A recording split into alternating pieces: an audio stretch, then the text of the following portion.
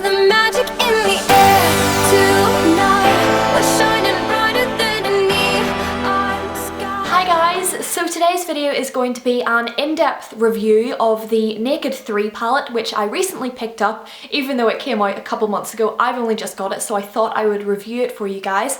I am also going to compare it to the Naked 1 and Naked 2 palettes and see which one I think is worth buying, or whether you should get all three or two of them, and just basically what I think of the three of them together.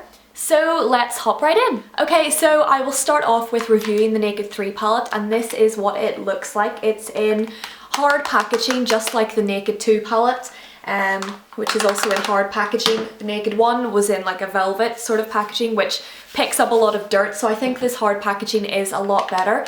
It is rose gold packaging, which kind of tells you what the colours are going to be like inside. This palette is definitely a rosier gold palette compared to the Naked 1 and 2.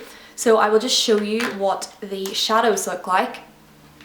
So that is what they look like. I'll do a close-up of all of the shadows, but I think they are all absolutely gorgeous. They are so different from the Naked 1 and Naked 2 palettes.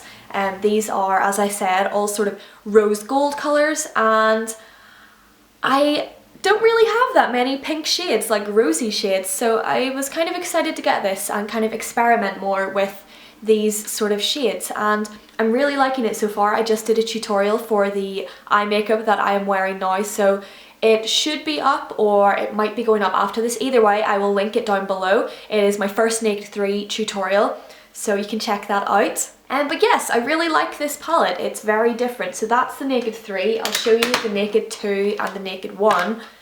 That's the Naked 2. As you can see, it is, I mean, compared to the Naked 3, I'll try and show them together here. Like that one is a lot rosier, the Naked 3 compared to the Naked 2. And then the Naked 1 is, again, you know, no comparison really to the Naked 3. The Naked 3 is so different. I think the Naked 1 is very similar to the Naked 2. Naked 1 is probably a lot warmer toned, so if you kind of like more goldy, sort of bronzy, kind of warm toned neutrals, then I would go for Naked 1. Naked 2 is the cooler tones, so there's a few more like grey, sort of silver shades in this palette, and less sort of bronzy colours. So if you like cooler neutrals, then I would go for the Naked 2. The Naked 3 is just completely different from the other two. It is rose gold, a lot of pinky shades. Some people won't be a fan of that, but I personally am really liking the colours. So I will just swatch them all for you now so you can see what they look like.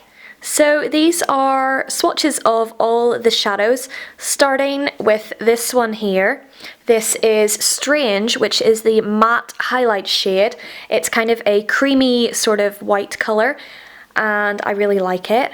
The next one is Dust, which is a shimmery sort of pink champagne colour. It's got very chunky glitter in it, and I think it's really gorgeous for inner corner highlighting. The next one is called Burnout, and this is a sort of rosy champagne colour. It's not as glittery as Dust, it's quite pink. I really quite like this one. The next one is Limit, and this is another matte shade. It's sort of a light pinky mauve colour, kind of rosy, and I really like this for in the crease to blend the highlight shade with the lid shades. The next one is called Buzz, and this is similar to Burnout. It's a rosy, shimmery shade. I think it's really, really gorgeous. I like this one a lot. The next one is called Trick, and this is the sort of gold shade in the palette, and I think it is really, really pretty. It's sort of a rosy gold. It's not as gold as Half Baked in the Naked 1 and 2 palettes, but I think it's really gorgeous. The next one is called Nooner, and this is the final matte shade in the palette. And this is just a darker version of Limit. I think it's kind of a rosy, sort of mauvey colour, and I really like this again for in the crease.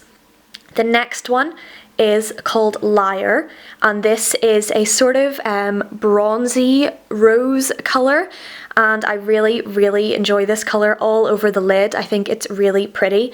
The next one is called Factory, and this is great for in the crease. It's sort of a dark brown with rose undertones, and I really like it. It's a shimmer.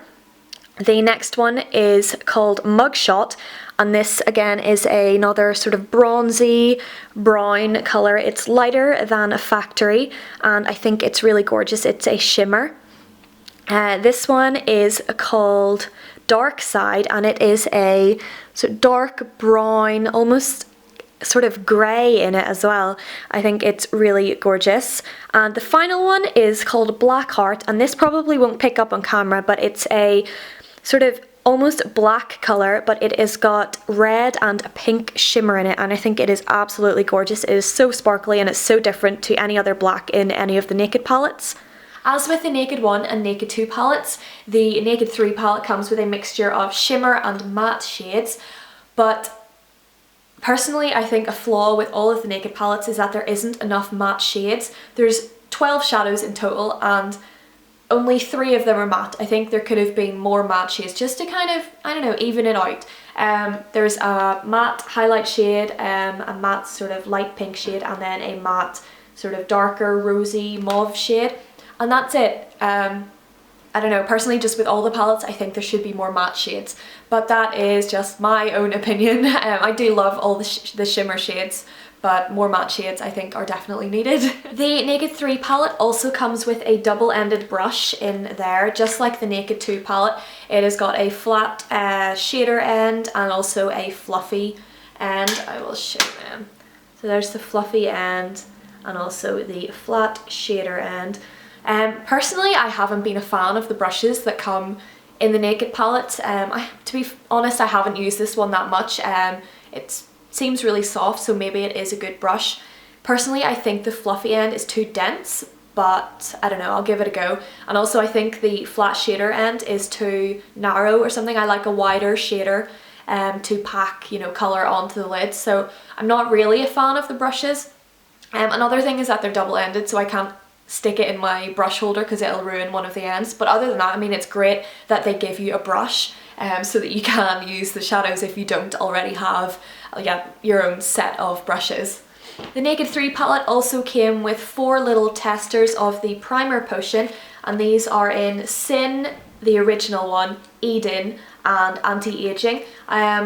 Personally, I haven't opened these, but they seem like once you open them, you kind of have to use them straight away.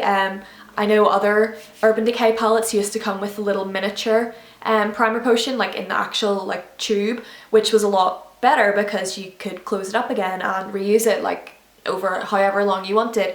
These are just little pods, so I think once you open them, you can't really use them again, which I'm not a fan of, but it's great that they gave you primer potion anyway. So here are all 3 of the palettes together. As you can see, Naked 1 and Naked 2 very similar. Naked 3 completely different.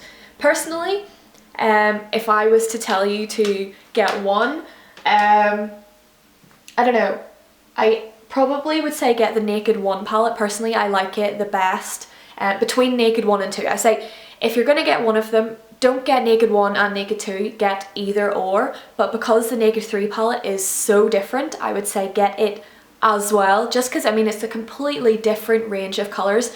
Naked 1 and Naked 2 very similar, so I would say choose whichever one is your favourite and get it, because personally, I don't see the need in having both of them. I would probably reach for the Naked 1 more than I would reach for the Naked 2, but I like kind of warmer toned neutrals.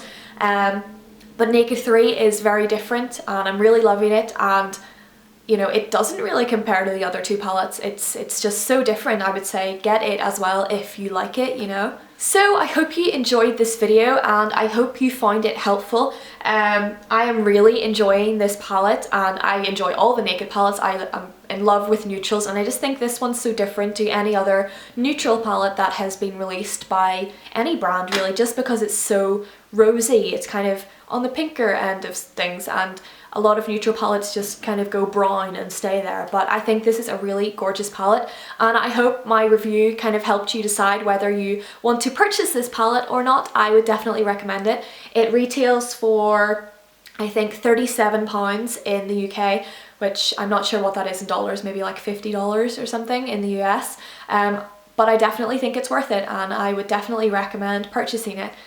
So thank you for watching, guys. I will leave all my links down below to my blog and my Twitter and Instagram. Follow me on Twitter and Instagram. I'm kind of on there a lot, tweeting and posting pictures and things, so if you want to follow me on there and see what I'm up to, then I will leave my links down below. So if you like this video, please give it a thumbs up and click that subscribe button to see more videos from me. Thanks for watching, guys, and I will see you in my next video. Bye! I feel the magic.